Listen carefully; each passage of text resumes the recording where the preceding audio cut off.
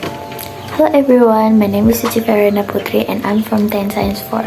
In today's video, I'm gonna tell you a story from Indonesia. It's a legend story called Tangkuban Perahu. I choose Tangkuban Perahu because the story is kind of interesting and I hope in today's video I can show the interesting part to you guys. Before we begin to the story, let me introduce you guys to the main character of this story. First, Dayang Sumbi. She is a beautiful princess that is actually a descendant of a goddess that turned into a swine and a king. And it's actually accidental. Second, we have Sangkuriang. He is a young handsome boy and he is Dayang Sumbi's child. Third one, we have Tumang.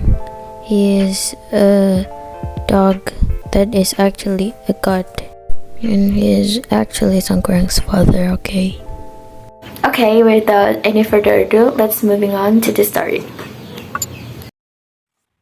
Once upon a time, there's a princess named Dayang Sumbi who loved weaving clothes with the traditional loom she has. One day, the loom fell over to the ground and she was too lazy to pick it up. She swore to herself, "Anyone who brought me my loom, if she's a girl, then I would consider her as my sister, and if he's a man, then I would marry him." Suddenly, Tumang, her loyal dog, appeared and bring her the loom. Dayang Sumbi was very shocked. But as her promised, she married Tumang anyway. As her husband, Tumang, who is actually a god, revealed himself and turned himself to be a lovely man only when the full moon comes. Dayang Sumbi then became pregnant in no time. The king then told her to live far away from the palace with Tumang. Long story short, Dayang Sumbi has a prettiest baby in the country. She named him Sangkuriang. He grew up to be a decent, strong, pretty guy who loved his mother without knowing that the dog who happened to stay with them all along was his father. One day, Dayang Sumbi sent him to go for a hunt. She told her that she wanted a deer head for dinner. "My son, I somehow really want a deer head for dinner. Could you please hunt a deer for me?" said Dayang Sumbi. "Of course, mother. Just wait for me," Sangkuriang replied. Sangkuriang took Tumang to go with him. But after 3 days, he couldn't yet find any deer. He was too afraid of going home with an empty hand. Suddenly, he saw a pig and asked Tumang to go for it. Tumang remained silent since he knew it was his granny. Sangkuriang was so upset and pointed his bow and arrow to Tumang. Accidentally, he got shot and died. "Oh no, Tumang!" Tumang asked him to get his heart to be given to his mother. This young guy cried with tears for he couldn't bear the sadness of losing his best friend. He took Tumang's heart as he wished and came home to his mom. Dayang Sumbi was so happy to have her son back. Yet, she was curious why didn't Tumang came along. She asked Sangkuriang where Tumang was. "Sangkuriang, where's Tumang? I didn't see him since you came back." Sangkuriang kept silent and didn't tell the truth. Dayang Sumbi, who have a good instinct, found out that it was Tumang's heart. "This is not the deer's heart, right? How could you?" She hit Sangkuriang on his head, and Sangkuriang felt very guilty, then ran away. "I'm really sorry, mother." Time flew by. Sangkuriang was grown out to be a good-looking man with well-built body. Meanwhile, Dayang Sumbi, who was a descendant of goddess, was given an eternal beauty and stays forever young.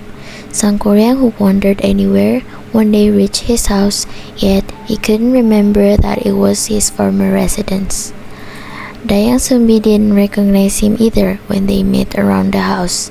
They both fell in love and planned to get married soon.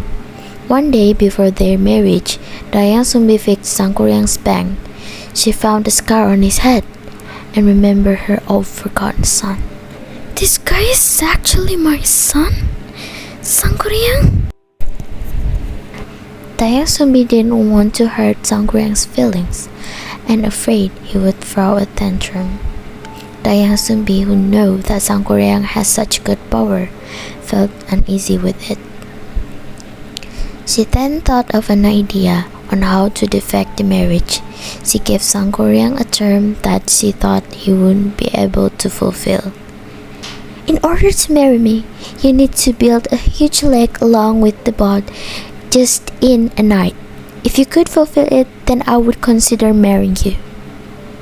Sangkuriang, with his goddess superpower, asked the genies and spirit to help his work done in just a few hours before the dawn.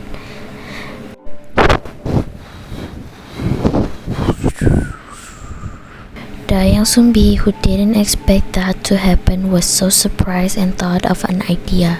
She made a huge fire in the ash to decoy Sangkuriang, so he thought the dawn had coming. The genies that thought it was the dawn were afraid of the sunlight, then ran away and left Sangkuriang alone. Sangkuriang was so mad that couldn't finish the work. Sangkuriang found out that it's actually Dayang Sumbi's fault. "You, how could you do this to me?" shouted Sangkuriang. Then he kicked the boat, and the boat turned into a mountain, which is called Mount Tangkuban Perahu until now. So that's the story. What do you think, guys? I choose Tangkuban Perahu because the story is interesting. Like I said before, there is a lot version from Tangkuban Perahu. I choose this version. It's from some web in the internet. I think that's it for today's video. I hope you guys enjoy it, and tell me what you guys think. I'll see you in the next video. Bye bye.